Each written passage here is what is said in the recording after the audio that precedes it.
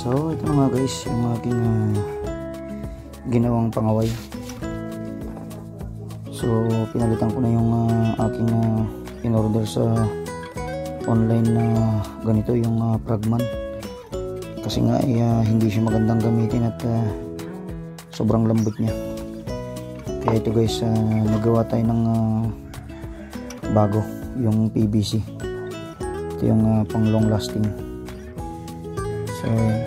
So bali ito, makikita nyo, rivets lang yung ginamit natin guys na pang ipit. Yan yung pang clip. At syempre ito tong PVC. So ginamitan din natin siya guys ng itong makapal na rubber. So may play to guys. In order ko lang ito guys sa Shopee. So ito, dalawa yung aking ginawa. So kaliwat kanan siya guys. Yan. So napaka komportable nang gamitin ngayon guys. Hindi na kagaya nung 3 beses tayo nag-diving ay hindi maganda yung Fragman na panyapak na ginamit ko. So ito, naggawa na lang tayo ng bago para naman medyo mas komportable tayong lumangoy. So ginamitan din natin siya guys ng syempre hindi mawala tong barena. At ito tong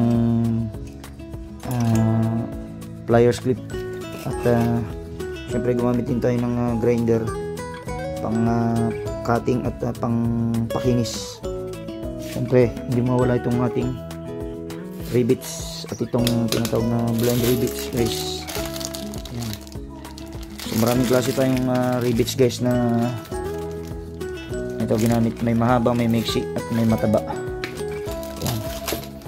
So buti na lang talaga guys at kompleto tayo ng gamit at hindi tayo nahirapan na gumawa ng mga ganitong DIY. Ayan. So siguro magagamit ko nito sa next diving. At